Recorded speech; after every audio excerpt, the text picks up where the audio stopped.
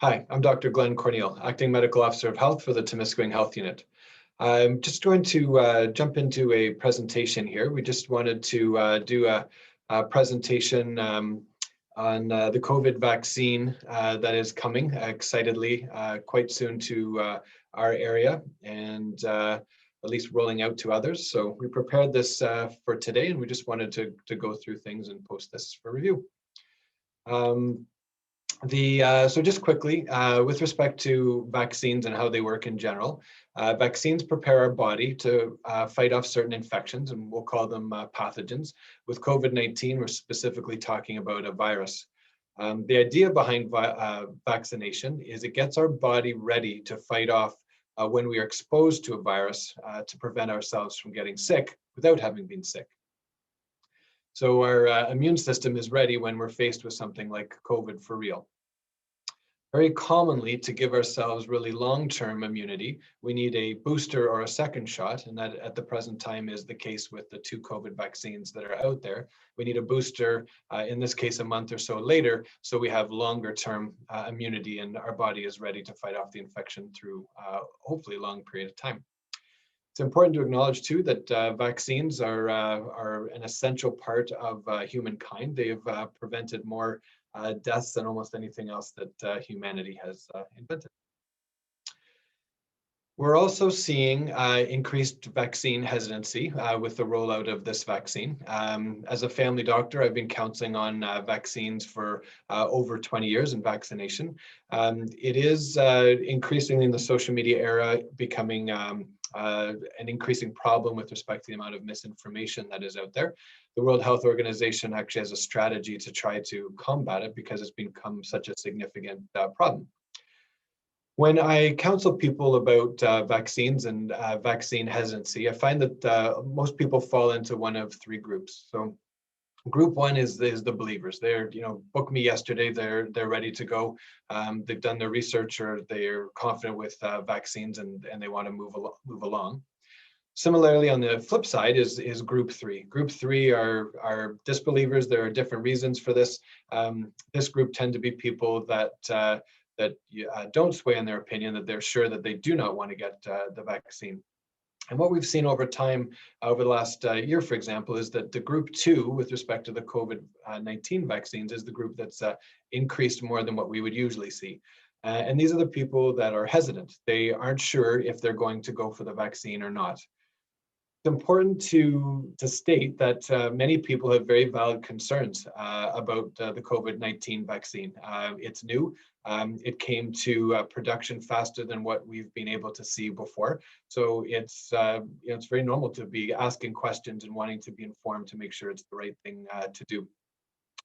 Similarly, though, this group is at risk for misinformation. And so it's the sort of thing that we see with the flu shot, where people hear of somebody who had a bad year because they had the flu shot, and therefore they're not sure they want to get it done. So we just really want to make sure that facts, information, and dealing with some myths are addressed, and that's part of the purpose of this video. What's interesting is this is being studied worldwide, and we're seeing a shift from group 2 into group 1 as more and more people get safely vaccinated and have a good outcome with the vaccine. So that's a positive development that we're seeing worldwide. Locally, we've been able to vaccinate our highest risk people, who are the residents of the long-term care homes.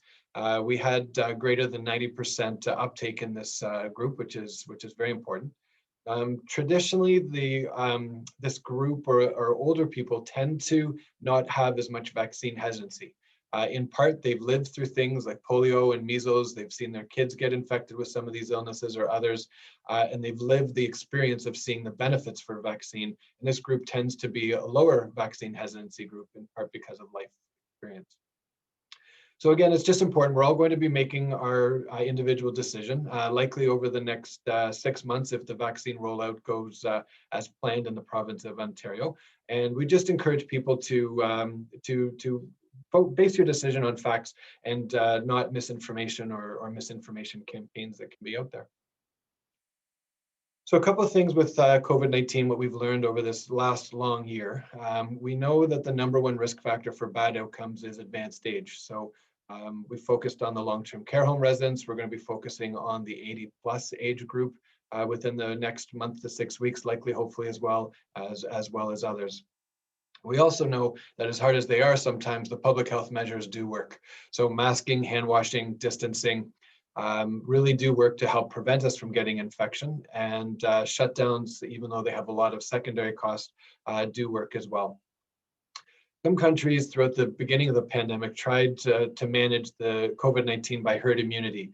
So this is the concept that if everybody gets it at once, we can get through this faster. Unfortunately, the countries that have tried herd immunity learned that it didn't work. They've had to move out of that concept because if too many people get sick at the same time, it swamps our healthcare system, and then there's secondary, deaths and consequences from people dying from other things because the healthcare system has collapsed under the weight of the number of people getting sick. Now, herd immunity from vaccination is what's going to get us out of this pandemic. So again, the idea is if the whole population, or as much of the population as possible, can be vaccinated, then the virus will start to burn out, and we won't have the pressures and the problems with so many people getting sick at the same time. So vaccination is really the key for us getting back to life as normal as possible, as soon as possible. So vaccination helps you, it helps the people around you, your loved ones, but it also helps the community suppress COVID-19 in our area. So it's really important that as many people as possible receive the COVID-19 vaccine when it's available. I won't spend a lot of time on this slide. It's just a slide that underlines that while the COVID-19 vaccines were rolled out quickly, there were absolutely no shortcuts taken in the approval process. It really was a worldwide effort. A lot of the research was done together. But it's really important that people know that no shortcuts, no steps were missed. The exact same vaccine approval process went through for the COVID-19 vaccines as any other vaccine that's out there. It's just countries were able to do the work together, and instead of doing phase 1 and phase 2 and phase 3, a lot of the work was done at the same time or in parallel, and that was why things were able to be done so much faster, which again has been wonderful, and really the science behind it has been really quite interesting. But again, while things went quickly, there were no shortcuts that were taken. So the two vaccines that we have are the Pfizer and Moderna vaccines. Our area looks like they're mainly going to be getting the Moderna vaccine, or at least initially. These vaccines are a new technology called the mRNA vaccines. I've linked a video at the end, which is about a 5-minute video, which explains how mRNA vaccines were developed, and it really is really neat research. The nice thing about mRNA vaccines is they can also adapt quickly, so they can be changed around a little bit if needed, if we're starting to see a strain or a type of COVID-19 that isn't responding to the vaccines down the road. But so far, the viruses, including the variants, so far from what we know, are responding to the vaccine. Also, I think it's important to note that even though we are so keen to get vaccines and as many vaccines as possible, it's the vaccine companies still have to go through the approval. So AstraZeneca vaccine, we're expecting its approval any day now, but even though we want as many vaccines as possible, the companies still have to go through all the approval steps, and the AstraZeneca vaccine hasn't quite gotten there in Canada. So far, as of February 6th, almost 380,000 people in Ontario have been vaccinated, and public health is watching very closely for what are called AFIs, or adverse events following immunization. So far to date, there are 287 AFIs that meet the criteria out of almost 380,000 vaccines. So that is very, very good news, and it's something, again, we're watching closely. And of those 287, most commonly there was an injection site reaction. So the typical sort of thing where we'll see redness or rash or a lot of muscle ache at the injection site. Of the more serious, what meets the criteria for a serious AFI, only 4 of all of those met the criteria for that. So it does happen, but very, very, very low rates, which is what we were hoping to see, which is good. So far in the area, we've vaccinated 330 people, and there have been no reactions that qualify for an AFI to date. So just wanted to take a couple of minutes to address some of the most common questions and myths that we're hearing in our area. So they're listed here. So one of the big ones is, if I get the COVID-19 vaccine, can I still get COVID-19? So this is really being studied closely, but yes, it's common with vaccines that we get a mild reaction or a mild infection if we get exposed. So very similar to the flu shot. But again, there's benefits for vaccine. If you get COVID-19 after you've been vaccinated, it typically is quite a bit of a mild illness. But people could still be infectious, we think, even though, again, this is being closely studied. So the present time, the recommendation is even if you've been vaccinated, we still have to follow the public health measures, but we'll know more about this shortly. Like influenza, do we need an annual booster? Right now, we don't know. It's going to depend on how the virus evolves. What is learned from the studies. Certainly, the field is ready for that if we do have to have or provide a booster. But too soon to know. We'll see where that one goes. So address this a little bit. Do the vaccines work against the new variants? So far, the Moderna vaccine, which is the main one we're talking about right now in our area, has been shown to work against the variants, both the variants from the UK and the South Africa variant. And again, this is being studied as the virus is evolving. The other thing that's very good news as we're getting the vaccine out into the field is people respond quickly to the vaccine. So 2 weeks after receiving the first dose of the Moderna vaccine, 92% effective rate in the population. And after that second dose, 94% effective. And then we'll be following to see how long that immunity lasts. But so far, so good. Common question we get is, can the vaccine cause long-term damage like Alzheimer's disease or something like that? And there's no evidence of this at all. It is closely being studied throughout the world, but so far no evidence of any long-term harms from the vaccine. A lot of question, especially initially, about people with allergies, and this has been, there's a definitive statement on this now. So there are a small percentage of people who can't get the vaccine. So it would be more if you've had a reaction to the contents of a vaccine, or if you have an allergic reaction or a response to the first dose, we'll need to know that before you get the second dose. But in general, people with environmental allergies, allergies to penicillin or other medications, absolutely no concern with getting vaccinated. Certainly reach out to your primary care provider if you have any questions, but there's been a lot of progress on the allergy front. So will children be able to get this vaccine? We certainly expect so, but the studies are ongoing at the present time. The initial studies on both the Pfizer and Moderna vaccine were 16 or 18-year-olds and adults. So the studies are ongoing with kids, but we're certainly hoping by the summer where we're expecting to be able to vaccinate the mass population, that we'll be able to get children vaccinated at that time as well. And then there are some specific groups. So pregnant, breastfeeding women.